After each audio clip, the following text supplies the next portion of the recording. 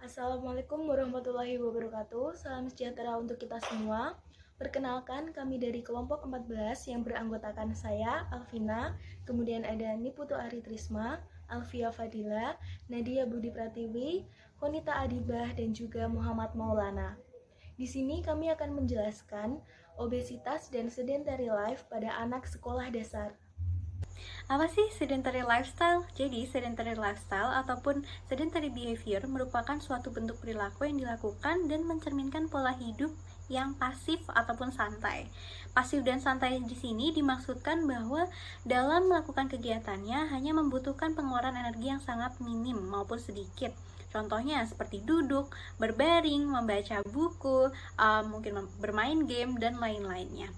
Gaya hidup sedentary sendiri ataupun sedentary lifestyle seringkali mengabaikan keaktifan kegiatan yang dilakukan, sehingga individu lebih banyak melakukan kegiatan yang pasif dan meningkatkan risiko penimbunan lemak pada anak.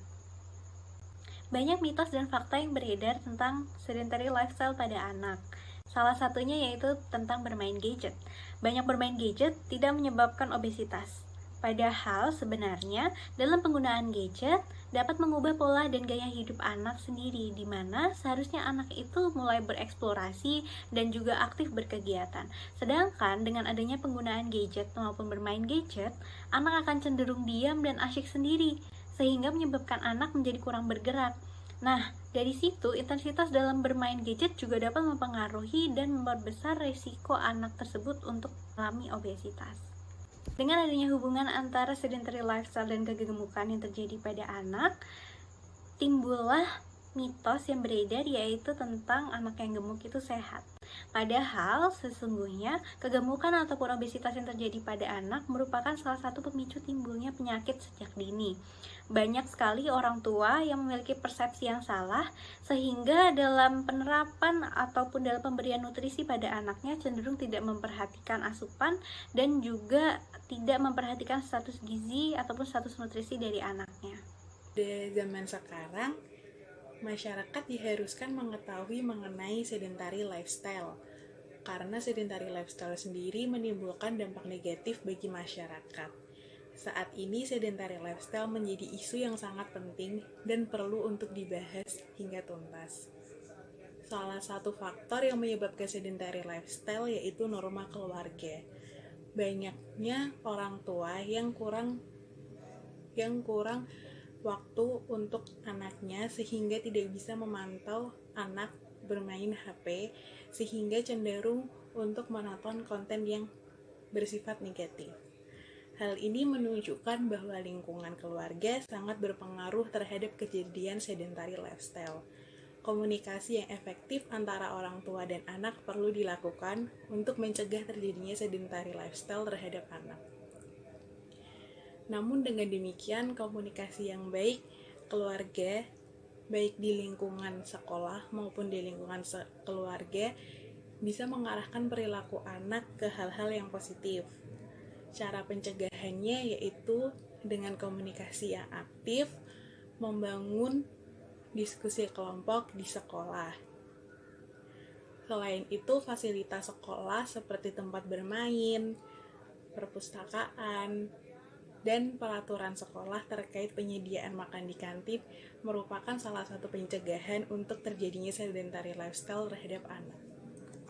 Nah, anak-anak yang menetapkan sedentary lifestyle cenderung memiliki kehidupan dengan aktivitas fisik yang kurang dan penyimpangan pola makan, di mana asupan cenderung tinggi energi maupun itu karbohidrat, lemak, dan protein, namun rendah serat.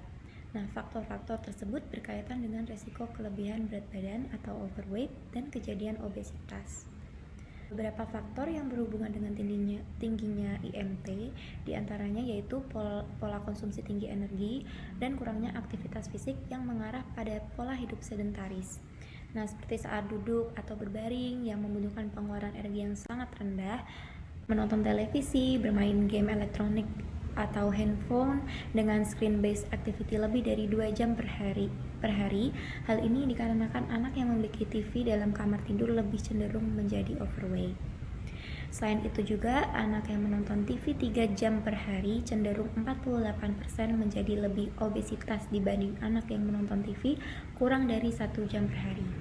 Nah, peningkatan asupan energi saat SBA ini karena ketidaktepatan pilihan makanan juga, yaitu konsumsi makanan ringan dengan densitas energi tinggi, seperti makanan tinggi tambahan gula dan lemak, dan kurangnya kontrol pada jumlah porsi yang dimakan. Kemajuan berbagai bentuk kemudahan atau instan juga menyebabkan penurunan aktivitas fisik yang menjurus pada peningkatan sedentary behavior pada anak yang menghasilkan pola hidup santai yang berakibat terhadap obesitas. Setelah mengerti apa itu perilaku sedentary, selanjutnya kita mencari tahu apa dampak dari perilaku sedentary tersebut.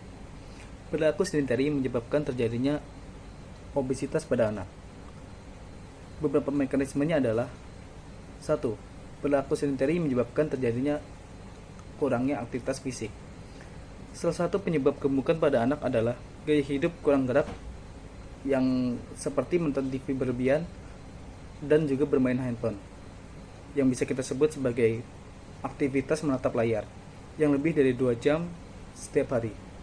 Semakin lama waktu menonton handphone dihubungkan dengan risiko komposisi tubuh yang tidak sehat dan peningkatan indeks massa tubuh. Kedua, pola makan yang kurang baik.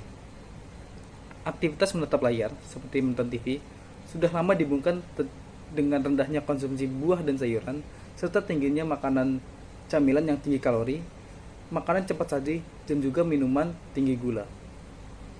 Salah satu penyebabnya adalah iklan. Iklan makanan dan minuman pada tayangan televisi turut serta berkontribusi pada kegemukan pada anak.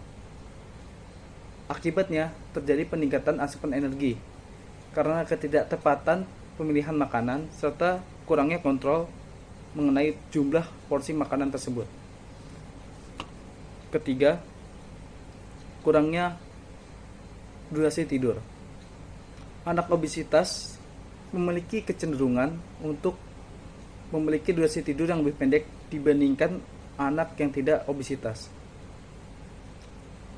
Salah satu penyebabnya adalah anak mengisi kegiatan seperti bermain handphone dan nyemil makanan sehingga memiliki kecenderungan lebih terjaga pada malam hari.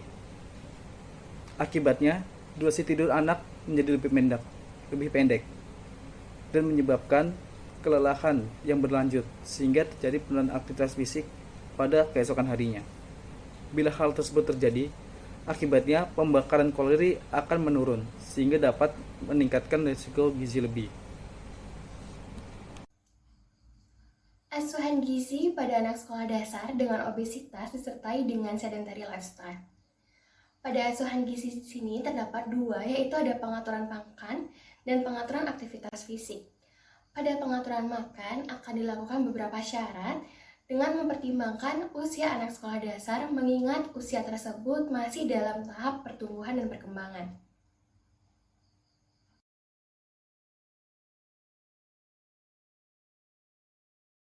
Asuhan gizi selanjutnya yaitu pengaturan aktivitas fisik. Pengaturan aktivitas fisik perlu dilakukan untuk mengurangi sedentary lifestyle yang dilakukan pada anak. Untuk itu, pengaturan aktivitas fisik disesuaikan dengan periode umur anak sekolah dasar, dimulai pada periode umur 7 tahun hingga 13 tahun.